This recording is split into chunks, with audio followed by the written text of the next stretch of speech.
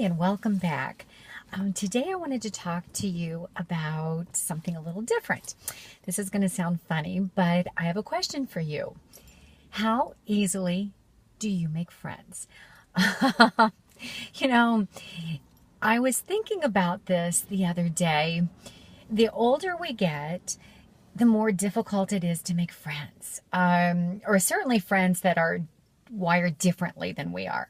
Our lives consist of, certain circles, right? I mean, you've got your work group, and then maybe some friends at the gym or at your church, or maybe there's a particular hobby. So, if it's sewing or quilting or something, which that is not my thing because I'm horrible at all of those things.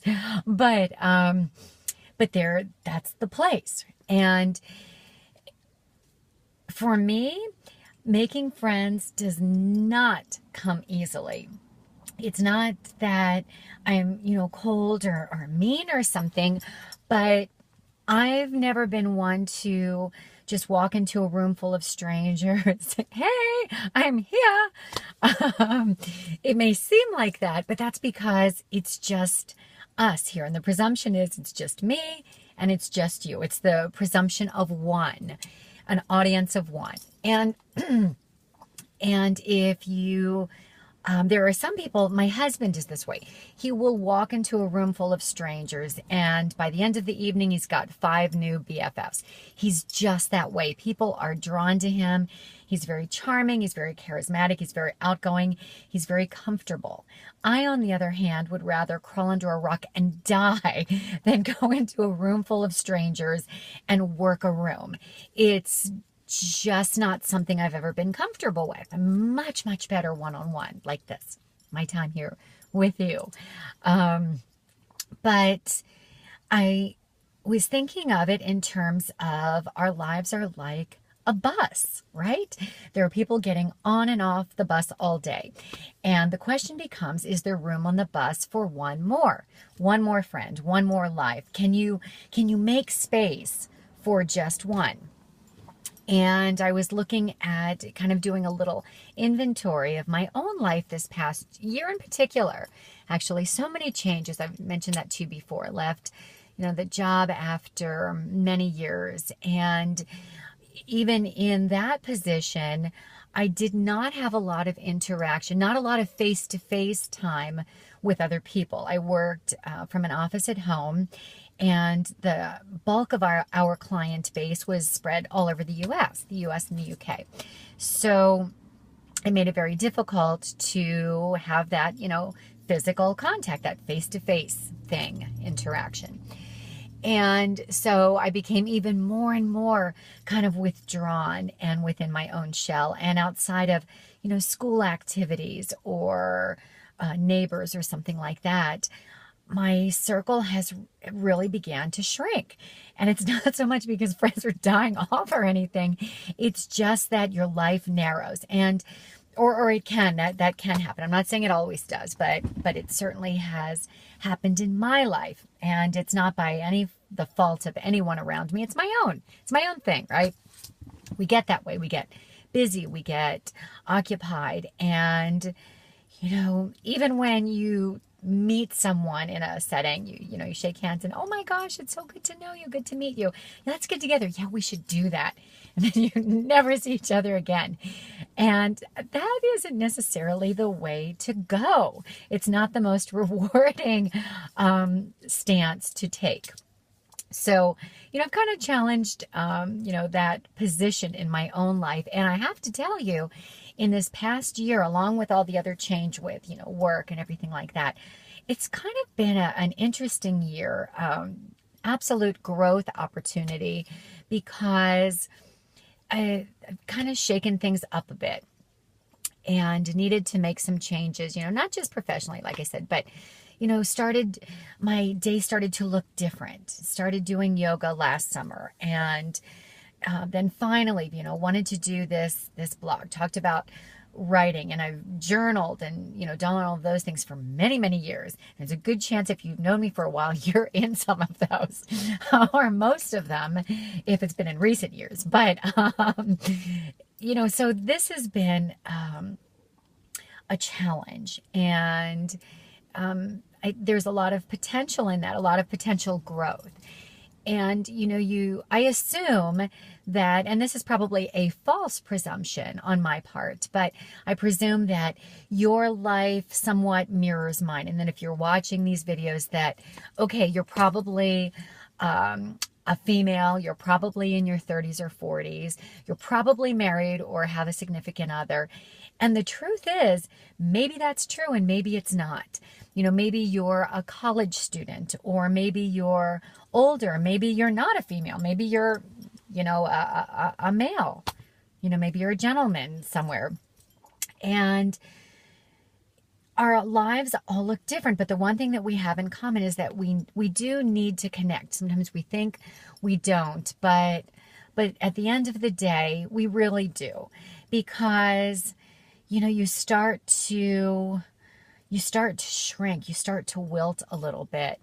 And and this past year, I can honestly say there are 5 or 6 people that have become a significant part of my life, not because I see them all the time, but they're different, than I am, either because of factors in their life that make them different, or their temperament is different.